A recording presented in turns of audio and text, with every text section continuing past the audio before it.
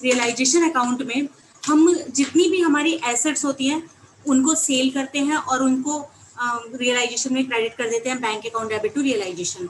अगर तो कोई पार्टनर लेता है तो पार्टनर की कैपिटल अकाउंट को डेबिट करके तब हम करते हैं कि पार्टनर का कैपिटल अकाउंट आपने डेबिट कर दिया और रियलाइजेशन को क्रेडिट कर दोगे।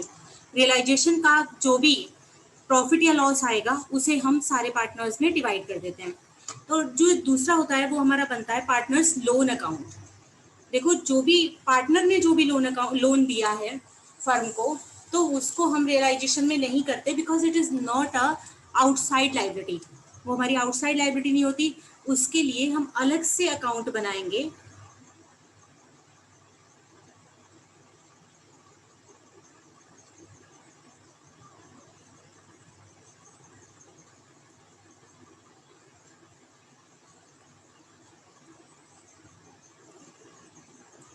देखिए जो लोन है that is a liability for the firm. तो लाइबिलिटी का हमारा क्रेडिट बैलेंस होता है बाय बैलेंस ब्रॉट डाउन।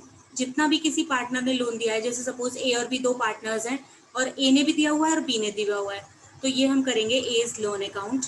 तो यहाँ पर उसका बैलेंस आ जाएगा और फिर उसको पेमेंट करने के लिए एंट्री हमारी हो जाएगी as loan account debit to bank. जो फर्म है वो उनका पैसा वापस कर देगी। कई बार क्या होता है कि उसमें हमें ये कहा होता है कि उनका जो लोन है वो विद इंटरेस्ट या कुछ डिस्काउंट पे करना है। अगर सपोज ये 50,000 का है और उसे 2,000 का हमें इंटरेस्ट देना है, तो हमारे पास से जो पैसा जाएगा दैट विल बी 52,000। तो ये 50,000 का लोन है और हमें पे करना होगा, तो टू बैंक करोगे आप 52,000। अगर हमें ये कहा हुआ है कि कुछ डिस्काउंट पे, जैसे 50,000 में हमें 2,000 हमने उनको डिस्काउंट दे दिया और हमें सिर्फ 48 पे करने पड़े, तो टू बैंक 48,000 करोगे। जितना आपने रियल में अमाउंट पे किया है वो हम यहाँ पर डेबिट कर देंगे और फिर उसके बाद यहाँ पर टू बैंक और यहाँ पर आ जाएगा टू रियलाइजेशन। मीन्स जो भी कम जितना आपने पे किया है वो हमारा लॉस या गेन जो भी होगा वो हमारा कहाँ पर चला जाएगा, रियलाइजेशन में, क्योंकि यहाँ पर नॉमिनल जो नेचर है सारा प्रॉफिट और लॉस जो है वो रियलाइजेशन में जा रहा है। तो इसका, और अगर सपोज आपको ज्यादा पे करना पड़ा तो वो लॉस भी आपका कहाँ जाएगा, रियलाइजेशन में। तो इसको बैलेंस करने के लिए आप रियलाइजेशन में उस लॉस या गेन को डाल दोगे। उसके बाद आपका आता है partners capital account. Partners capital account को ये शायद हमने डिस्कस कर लिया था पिछली बार कि जो भी पार्टनर के पहले तो बैलेंसेस आएंगे, उसके बाद अगर कोई करंट अकाउंट का बैलेंसेस है तो वो भी कैपिटल अकाउंट में आप ट्रांसफर कर दोगे करंट अकाउंट का। उसके बाद रियलाइजेशन का लॉस या गेन वो ट्रांसफर कर दिया जाएगा। एक्यूमुलेटेड गेन्स है जैसे जर्नल रिजर्व है, प्रॉफिट एंड लॉस का बैलेंस है, क्रेडिट बैलेंस होगा वो आ जाएगा। और अगर आपका कोई प्रॉफिट एंड लॉस का डेबिट बैलेंस है तो उसे कैपिटल अकाउंट में डेबिट साइड पे आप ट्रांसफर कर दोगे। इसी तरीके से आप किसी भी पार्टनर ने अगर कोई एसेट्स एक्वायर की है, मींस कोई भी ऐसे ट्रांजेक्शन जिससे कि जो कि पार्टनर्स को मिलना है, तो उससे कैपिटल अकाउंट को हम क्रेडिट करेंगे और जो भी पार्टनर को हमें जो उसके कैपिटल अकाउंट को कम करेगा उसे हम डेबिट करके उसे क्लोज कर दोगे। अब लास्ट में हम जब पहले बनाएंगे ना एडमिशन में या रिटायरमेंट में, तो वहां पर हम लिखते थे टू बैलेंस कैरिड डाउन, लेकिन यहाँ पर हम अब बैलेंस कोई कैरी डाउन नहीं है, कैपिटल अकाउंट जो भी थे वो फिनिश हो गए, हमें फाइनल पेमेंट करनी है, तो हम लिखेंगे टू बैंक। और इन केस अगर किसी भी पार्टनर की डेफिशिएंसी बच जाती है तो हम उससे कैश मंगवा लेंगे, तो वो आ जाएगा बाय कैश। अभी जैसा क्वेश्चंस में आएगा तो मैं आपको बताऊंगी। और उसके बाद लास्ट यहाँ पर हम बैलेंस शीट नहीं बनाएंगे, यहाँ पर हम बनाएंगे बैंक अकाउंट। तो बैंक अकाउंट आपका मैच करना चाहिए कि पूरा आपका हिसाब जो है वो क्लियर हो गया। उसमें किस तरीके से बनाओगे, पहले तो आपकी बैलेंस शीट में, क्योंकि हमने रियलाइजेशन में नहीं लिया था उसे, तो टू बैलेंस ब्रॉट डाउन, जो भी कैश का बैलेंस है और जो भी बैंक का बैलेंस है वो टोटल आपका इसमें आ जाएगा। Assets realise to realisation account, जो भी एसेट्स से आपके पास अमाउंट आया था वो आ जाएगा। उसके बाद लाइबिलिटीज को आपने जो पे किया है बाय सन्ड्री बाय रियलाइजेशन आएगा, एंट्री जो बनेगी बेटा वो रियलाइजेशन बनेगी। आप उसको शो करोगे कि ये किसकी चीज के लिए, क्रेडिटर्स के लिए, बिल्स पेएबल के लिए, जितना भी अमाउंट होगा वो आप आउटर कॉलम में लिखोगे। इसी तरीके से अगर कोई किसी पार्टनर का लोन था वो पेमेंट हुआ है, तो सपोज ए का लोन है वो आ जाएगा।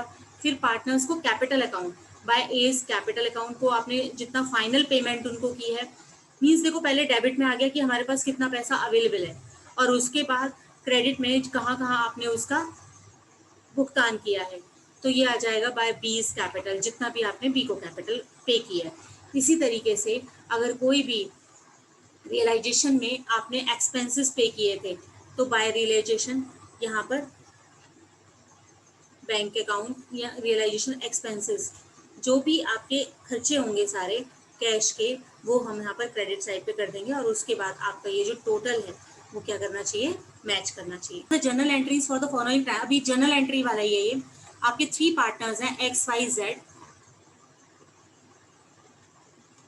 And sharing ratio is 3:1।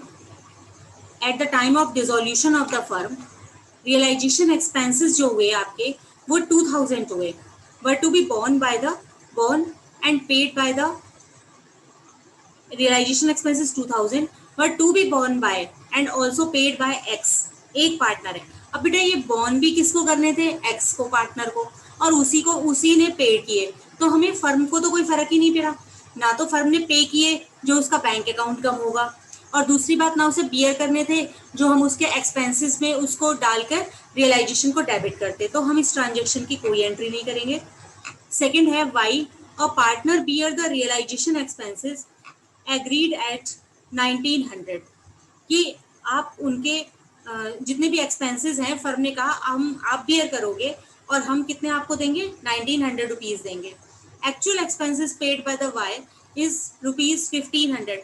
अब एक्चुअल एक्सपेंसेस कितने रहे वाई के लिए क्या बर्डन हुआ उससे हमें कोई मतलब नहीं है, हमें मतलब है फर्म के लिए क्या बर्डन हुआ। फर्म के हमने कितना कहा है, 1900, तो फर्म के लिए जो ट्रांजेक्शन होगा that will be realisation account debit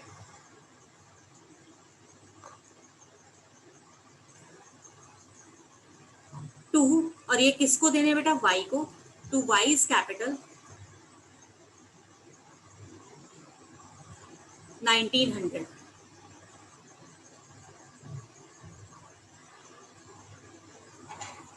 अगला देखिए, there was a balance of 18,000 in the general reserve at the date of dissolution. हमने कर लिया है ये, जब भी कोई एक्यूमुलेटेड रिजर्व रहेंगे तो उनको हम उनके पार्टनर्स कैपिटल अकाउंट में ट्रांसफर करके क्लोज कर देंगे, तो it will general reserve account debit to X, to Y और to Z capital. Total general reserve 18,000 और 3:1 में आप उसे डिवाइड कर दीजिए, 9, 6 एंड 3000। इस तरीके से हम इसे क्लोज करेंगे। Why was given loan of ₹50,000 by the firm, ये वाई अब उसे पे करेगा हमें वापस, तो एंट्री क्या हो जाएगी, फर्म के पास बैंक आएगा, क्योंकि जब आप वाई वापस करेगा तो bank account debit to Y's loan account.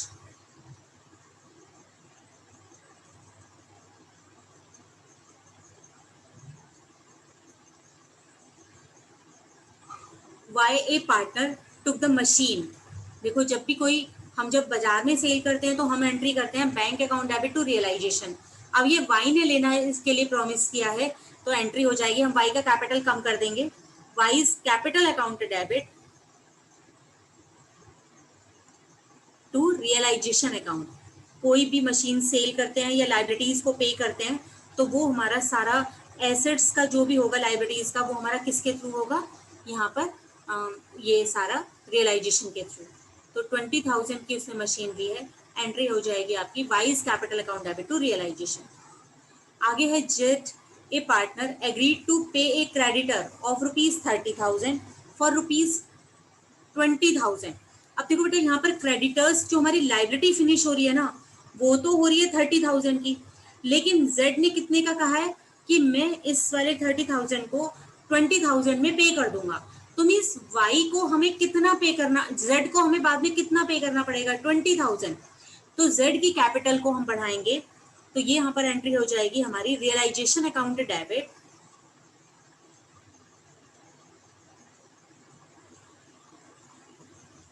To जेड्स कैपिटल, क्योंकि ये अमाउंट हमें जेड को पे करना पड़ेगा, क्योंकि वो हमारे बिहाफ पर मीन्स फर्म के बिहाफ पर क्रेडिटर को पे कर रहा है। कितने रुपीज में बोला उसने, 20,000। तो हम केवल लॉस गेन या नहीं लेते, हम देखते हैं हमें कितना पे करना पड़ रहा है, तो 20,000 में वो कर रहा है, तो 20,000 हम यहाँ पर रियलाइजेशन टू जेड अकाउंट लिख देंगे। A partner had given loan to the firm 10,000 it was repaid to him. A ने हमें लोन दिया हुआ था फर्म को, अब हमने उसे वापस कर दिया, तो ए का लोन फिनिश हो जाएगा। एज लोन अकाउंट डेबिट, और फर्म जब पे करेगी तो फर्म के पास से अमाउंट जाएगा, तो टू बैंक कितना 10,000।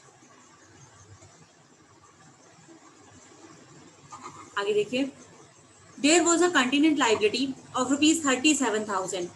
बेटा आपको पता है कंटिनेंट लाइबिलिटी क्या होती है? कंटिनेंट लाइबिलिटीज हमारी वो लाइबिलिटीज होती हैं which are not liability at the time of closing the accounts और at the time of dissolution here, लेकिन they may be liability at the end of or at the after the accounting year on occurrence of any event। Suppose कोई भी ऐसा कोई बाद में negative event हो जाता है जिससे कि वो हमारी लाइबिलिटी बन जाती है, तो ऐसी लाइबिलिटीज को जो कि अभी लाइबिलिटी नहीं है, लेकिन अब इस केस में क्या है कि हम तो यहाँ पर डिसॉल्व कर रहे हैं, तो जितनी भी अगर बाद में भी अराइज होने वाली कोई लाइबिलिटीज हैं, मतलब कंटिनेंट लाइबिलिटीज हैं, तो उनको भी हमें अभी के अभी उनको क्या करना पड़ेगा, फिनिश करना पड़ेगा। तो एक कंटिनेंट लाइबिलिटी थी 37,000 की in respect of bill discounted. हमें कोई बिल्स मिले थे और हमने वो अभी डिस्काउंट करवा लिए, बट नॉट मैच्योर्ड। अमाउंट तो हमारे पास तब आएगा ना जब वो मैच्योर हो जाएंगे। All the discounted will be honoured, मतलब अब जब हम डिसॉल्व करने लगे अपनी फर्म को तो सबने पैसा पे कर दिया पहले ही, but an acceptor for a bill of ₹5,000 became insolvent. तो हमें अब हम उनको सबको क्या करवा चुके हैं, डिस्काउंटेड करा चुके हैं। डिस्काउंटेड होता है बैंक से, मीन्स कि हमें जब वो डिसऑनर हो गया तो बैंक को हमें वो पैसा पे करना पड़ेगा। तो ये it is a liability which has the firm has to pay. तो ये 5,000 रुपीज का हमें लॉस हो गया, तो एंट्री हो जाएगी आपकी यहाँ पर रियलाइजेशन अकाउंट डेबिट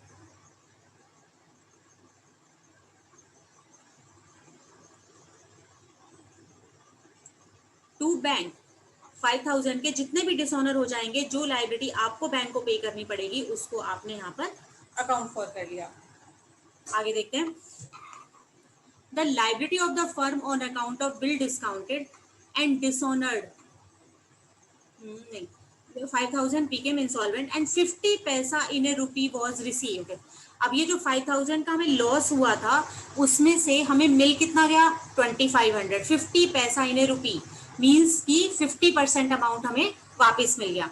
तो हमें पहले बैंक को तो पूरा ही पे करना पड़ेगा जितना हम उससे डिस्काउंटेड करा चुके हैं बिल को, तो ये पहले हमने पे किया। बाद में हमें bank account debit to realisation, क्योंकि इस पूरी लाइबिलिटी को हम अपने तरफ से फिनिश कर चुके हैं, तो ये एक्स्ट्रा बेनिफिट 2,500 का हमें हो गया, जो कि हमने अपने रियलाइजेशन अकाउंट में एक प्रॉफिट की तरीके से अकाउंट फॉर कर लिया। ठीक है बेटा, ये इस तरीके से आप एंट्री। LM उनका रेशो दिया हुआ है 2:3। On 28 February 2016 the firm were dissolve after transferring assets other than the cash and outside liabilities in the realisation account. You are given following information, means कि आपको हम जो एंट्री करते हैं ना पहले एसेट्स को और लाइबिलिटीज को रियलाइजेशन अकाउंट में ट्रांसफर करने के लिए, वो नहीं करनी है।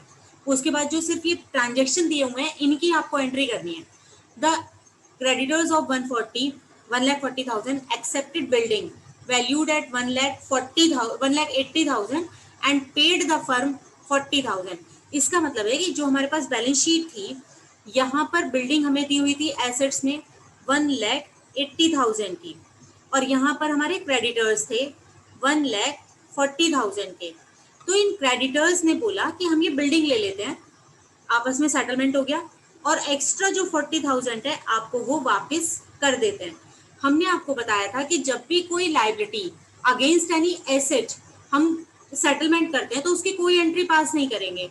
तो यहाँ पर जब तक अमाउंट है 140 और 140 तक का, तो वहां तक तो हम कोई एंट्री नहीं करेंगे, लेकिन जो एक्स्ट्रा 40,000 उन क्रेडिटर्स ने फर्म को दिए हैं उसको हम अकाउंट फॉर करेंगे।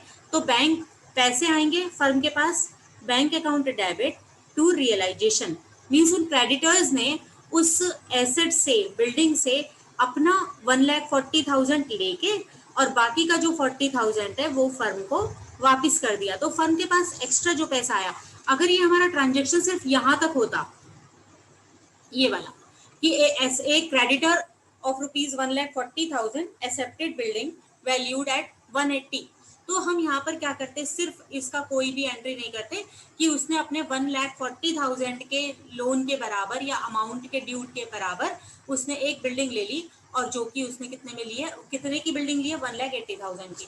लेकिन यहाँ पर 180 की लेकर उसने 40,000 रुपये वापिस किए हैं, तो वो जो एक्स्ट्रा अमाउंट है उसकी हम यहाँ पर अकाउंटिंग कर देंगे।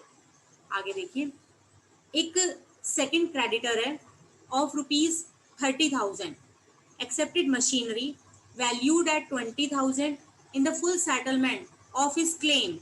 यहाँ पर उसने सिर्फ क्या किया, देखो बेटा इसकी यहाँ पर हमें कोई एंट्री नहीं करनी, हमने एक क्रेडिटर के को उसको मशीन दे दी, अब चाहे उसने उसको कितने में भी लिया और इन द फुल सेटलमेंट है, अब ना किसी को कुछ लेना है ना देना है, तो मीन्स एक एसेट के बदले हम एक लाइबिलिटी को सेट ऑफ कर रहे हैं, तो यहाँ पे इस वाले ट्रांजेक्शन की हम कोई भी एंट्री नहीं करेंगे।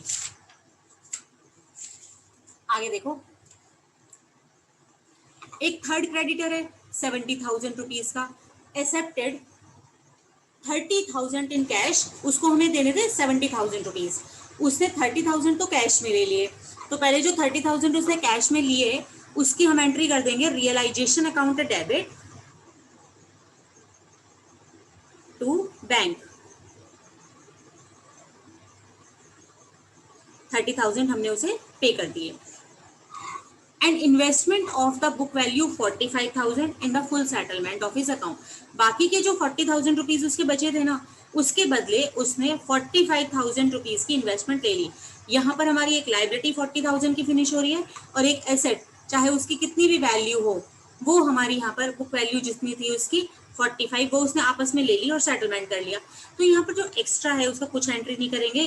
तो आप एक बात को ही ध्यान रखो कि जब भी कोई एसेट चाहे वो कितने की हो, उसके बदले हम एक लाइबिलिटी को सेटल करते हैं, चाहे वो लाइबिलिटी कितने की भी हो, आपस में सेटलमेंट हो गया तो उसकी आप कोई भी एंट्री पास नहीं करोगे।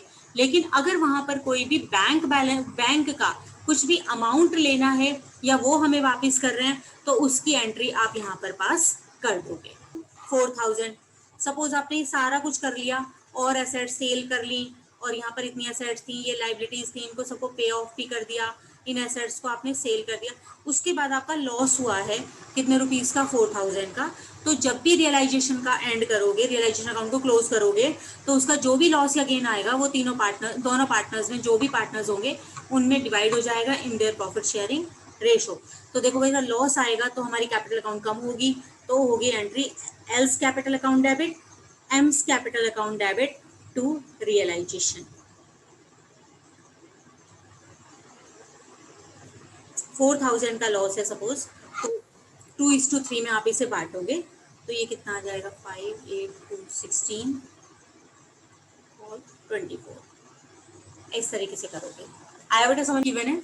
और यहाँ पर कहा हुआ है the firm was dissolve on the above date, X took the investments at a value of 1,90,000। देखो हम यहाँ पर ना रियलाइजेशन एंट्री हमें वैसे करनी है, यहाँ पर आप एग्जाम में ये ध्यान रखोगे कि सबसे पहले आप ये देखोगे कि आपको उसने पूछा क्या है। अब यहाँ पर तो हमें कुछ भी कहें, जैसे अब ये पास जर्नल एंट्रीज हैं and prepare the necessary journal accounts, तो हम एंट्रीज को कई बार पास करके आपको नहीं भी दिखाते, लेकिन ओरली हम उसे डिस्कस कर लेते हैं। आपको एग्जाम में जब करोगे ना बेटा, तो जो क्योंकि पता है उसमें जो हमारी मार्क्स की जो स्कीम होती है वो इस तरीके से होती है कि जो उन्होंने पूछा है उसी के हिसाब से पॉइंट वाइज मार्क्स होते हैं, तो आप उनको उसको प्रॉपरली आपको करना है। यहाँ पर देखो आप लिखोगे to sundry assets, freehold property, investments, debtors and stock, loan to Y. अभी हमने आपको बताया था कि चाहे पार्टनर्स है ना, उनको चाहे लोन दिया हो या उनसे लिया हो, किसी भी तरीके का लोन जो पार्टनर्स का होता है वो हम अपने रियलाइजेशन में नहीं करते, because it is not a outsiders transaction. Liability भी नहीं है आउटसाइडर और लाइबिलिटी एसेट भी नहीं है आउटसाइडर्स के लिए, तो इसलिए अभी इन लोन्स को हम अलग रखेंगे और कैश को हम ट्रांसफर करते ही नहीं है रियलाइजेशन में, because it is not no need to sell the cash, ये तो है ही ऑलरेडी कैश। तो यहाँ पर हो गया 821,150, 8 लाख, 2 लाख, 1 लाख एंड 1.5 lakhs, 12 लाख 50,000। अब यहाँ पर बाय सन्ड्री लाइबिलिटीज, ये कैपिटल अकाउंट्स है हमारे, यहाँ पर है सन्ड्री क्रेडिटर्स 2 लाख के और प्रॉफिट एंड लॉस है। ओके, अब देखिए, the firm was dissolve on the above date, Y took investment, तो वाई वाइज कैपिटल,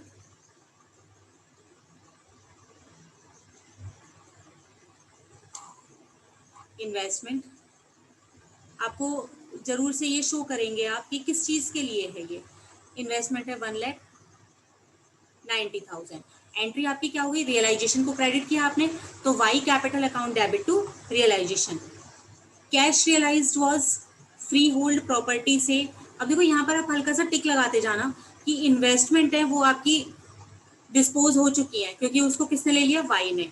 जो मार्केट में सेल किया है बाय बैंक, कितने रुपीस का, फ्री होल्ड प्रॉपर्टी से 9 लाख। डेटर्स,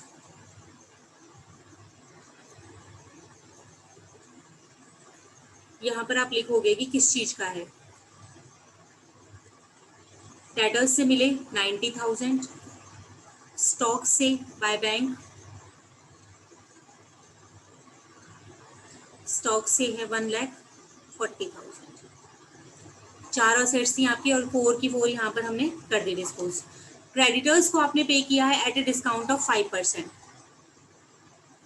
आपके जो क्रेडिटर्स हैं वो कितने रुपीस के हैं, 2 लाख के, आप इसे पे करोगे at a discount of 5%। 2 lakh का 5% 10,000 डिस्काउंट हो गया, तो आपने ये क्रेडिटर्स को पे किया 1,90,000।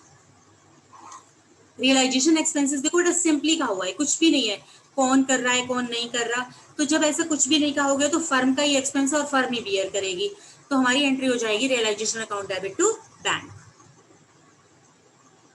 ये पे किया, यहाँ पर आप करोगे फॉर द एक्सपेंसेस 20,000 रुपीज। ठीक है बेटा, इस तरीके से आपको करना है। उसके बाद रियलाइजेशन को आप अकाउंट फॉर कर लोगे। और दूसरा हमारा बनेगा लोन अकाउंट। आप यहाँ पर देख रहे हो कि एक यहाँ पर लोन टू वाई था,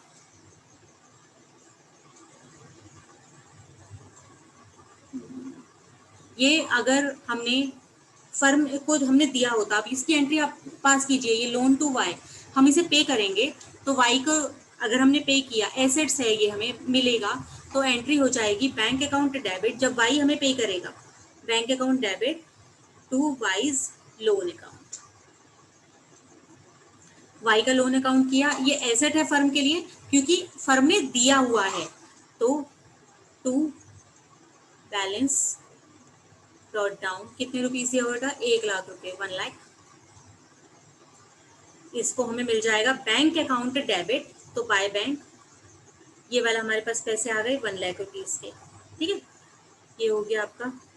कैपिटल अकाउंट ड्रॉ करोगे, कैपिटल अकाउंट में तीनों के सबसे पहले बैलेंसेस को लेकर जाओगे, तीनों का हमें क्रेडिट बैलेंस दिया हुआ है, तो बाय बैलेंस ब्रॉट डाउन तीनों की कैपिटल आ जाएगी। फिर आप देख रहे हो यहाँ पे प्रॉफिट एंड लॉस का बैलेंस दिया हुआ है, तो इट इज एक्यूमुलेटेड गेन 1,50,000। यहाँ पर पूरे क्वेश्चन में हमें कहीं भी ना रेशो नहीं दी हुई है, तो जब रेशो नहीं दी होती तो आप क्या करते हो, इक्वल। तो ये जो 1,50,000 का प्रॉफिट है ये आप डिस्ट्रीब्यूट कर दोगे अमंग द पार्टनर्स, तो एंट्री हो जाएगी आपकी profit and loss account debit to A to B to C. ठीक है, XYZ, तो उनको आप 50,000 करके डिवाइड कर दोगे। और क्रेडिटर्स में यहाँ सॉरी कैपिटल अकाउंट में आप देख रहे हो यहाँ पे कि ये वाई ने एक इन्वेस्टमेंट ली थी, तो वाई के कैपिटल अकाउंट में हम डेबिट करेंगे टू रियलाइजेशन, ब्रैकेट्स में आप दिखाओगे कि फॉर द इन्वेस्टमेंट 1,90,000। ये जो भी पार्टनर कैपिटल ये लेगा यहाँ पर, कोई भी एसेट्स को, लायबिलिटीज को, उसको आप वहाँ पर शो करोगे। बाकी और किसी पार्टनर ने कोई एसेट कोई लायबिलिटी नहीं ली है, सिर्फ वाई ने ली है। तो देखो कैपिटल अकाउंट हम यहाँ से पहले हमने क्रेडिट बैलेंस को लेकर आए, प्रॉफिट एंड लॉस का बैलेंस 50,000 को हमने डिस्ट्रीब्यूट कर लिया, और जो रियलाइजेशन को जिसको कि हमने बैलेंस नहीं किया था उसको करोगे तो वो आ जाएगा। वाई ने ये देखिए एक्स ने लिया था ये, वाई ने ली थी, इन्वेस्टमेंट किसने ली थी, एक्स ने, ये एक्स ने लिया, तो एक्स के कैपिटल अकाउंट में हमने इसको यहाँ पर आएगा x capital, x capital account, x ने यहाँ पर कैपिटल ये ले लिया, और ब्रैकेट्स में आप शो करोगे कि भाई किसके लिए है ये इन्वेस्टमेंट वाला तो अमाउंट, जो क्योंकि उसने हमें उसको बैंक पे करना पड़ता, लेकिन उसने कैश के बदले क्या ले लिया था, इन्वेस्टमेंट, तो उसके कैपिटल अकाउंट जो कि 5,70,000 हमें पे करने पड़ते, उसने उसमें से 1,90,000 की क्या ले ली, एसेट्स, तो वो उसका कम हो गया। अब हम टू बैंक उसका जो फाइनल पेमेंट है वो 570 नहीं करेंगे, हम सिर्फ कितना करेंगे, 3,80,000, तो यहाँ पर हमने इसको पेमेंट कर दी और बाकी का जितना जितना बचा था वो पेमेंट कर दिया।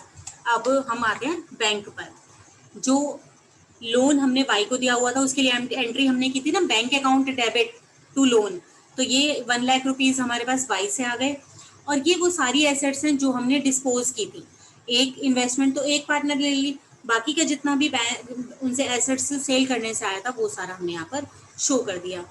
रियलाइजेशन के एक्सपेंसेस, बेटा आप ये रियलाइजेशन अकाउंट देखोगे ना तो अपने आप ही पता चल जाएगा, जो एंट्रीज आप बाय बैंक और टू बैंक करके करोगे वो सारी, यानी कि वो आपको बैंक रिसीव हुआ है या आपने बैंक को पेमेंट किया है, तो वो सारी चीजें हम यहाँ पर शो करेंगे।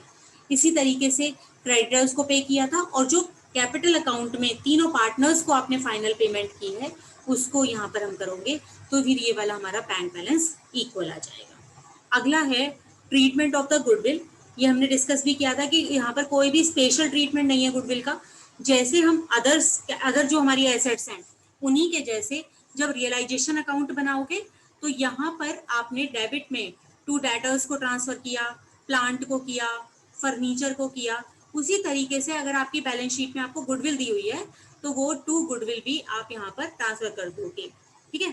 और जो भी इसका सेल प्राइस दिया हुआ है कि आपने गुडविल को कितने में बेचा है, तो बाय बैंक आ जाएगा, जितना भी अमाउंट, सपोज 1 लाख की गुडविल थी और वो आपने 50,000 की यहाँ पर सेल की, तो बाय बैंक या किसी एक पार्टनर, कई बार क्या होता है ABC 3 पार्टनर्स है ना, एक कहता है मैं आगे इसी बिजनेस को चला लूंगा, आप फर्म को डिसॉल्व करो, मैं आगे इसको, और मेरे को जो ये रनिंग बिजनेस आप दे रहे हो इसके लिए गुडविल के लिए मैं 50,000 पे करूंगा, तो यहाँ पर आ जाएगा 2A's कैपिटल, मतलब उसने एक एसेट को परचेज कर लिया एक तरीके से, तो 2A's कैपिटल यहाँ पर 50,000 जितने वो ए एग्री होगा पे करने के लिए, अगर किसी पार्टनर ने खरीदा है तो ये आ जाएगा। अगर सपोज आपको क्वेश्चन में गुडविल के लिए हमने ट्रांसफर तो कर दिया जो हमारी बुक वैल्यू थी, लेकिन सेल प्राइस के लिए कुछ भी ना कहा हो, तो लाइक अदर एसेट्स, हम यहाँ पर कोई भी एसेट्स को ऐसे नहीं मानते कि उसको हमने रियलाइज किया होगा, सेल किया होगा और उससे बुक वैल्यू के बराबर हमें अमाउंट रिसीव हुआ, ऐसा नहीं। अगर कोई भी एसेट का बुक सेल प्राइस आपको नहीं दिया हुआ तो इट मीन्स कि उससे हमें कुछ भी रियलाइज नहीं हुआ और उसकी कोई एंट्री आप पास यहाँ पर नहीं करोगे। इसके कॉन्ट्रास्ट में अगर कोई लाइबिलिटी है, जैसे बाय क्रेडिटर्स हमें 1 लाख के दिए हुए हैं और इसके बारे में कुछ भी नहीं कहा हुआ कि हमें इसे कितना पे करना पड़ा, 1 लाख या कुछ डिस्काउंट पर, कुछ भी नहीं, तो हम ये मानेंगे कि लाइबिलिटीज तो हमको पे करनी ही करनी है, तो यहाँ पर टू बैंक करके आपको 1 लाख को पे करना ही करना है, ठीक है, इस बात को ध्यान रखोगे। तो treatment of following is the balance sheet, वो सेम हमें बैलेंस शीट दी हुई है, और उसके बाद the firm was dissolve on the 31st March 2019 and following transactions took place. A promise to pay, वही हमें देखो रियलाइजेशन अकाउंट बनाना है, रियलाइजेशन अकाउंट हम बनाते हैं,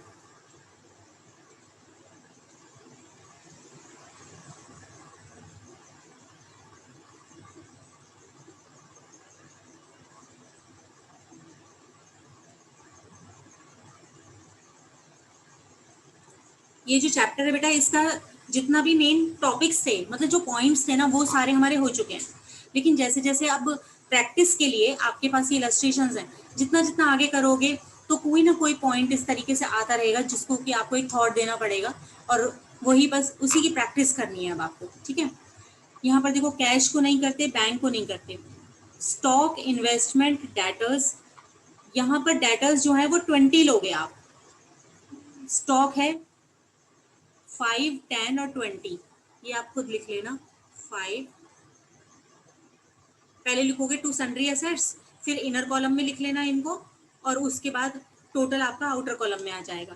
provision for debtors, total debtors को हमने अंदर ले लिया यहाँ पर एसेट साइड पे, इन डेबिट साइड पे, और जो प्रोविजन है कोई भी प्रोविजन होगा तो वो हमारा आ जाएगा by provision for doubtful debts 2000 rupees, उसको यहाँ पर लिखोगे। उसके बाद है प्लांट बिल्डिंग गुडविल 2015 4।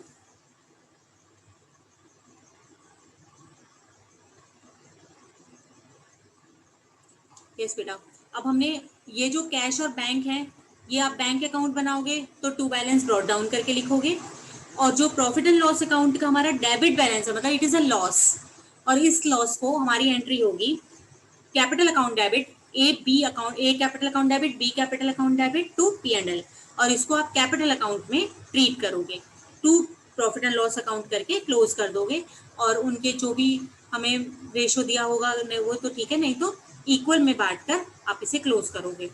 यहाँ पर देखते हैं, क्रेडिटर्स को आपने पहले यहाँ पर ट्रांसफर किया 30,000, बिल्स पेबल है 8,000 के, उनको ट्रांसफर कर दोगे।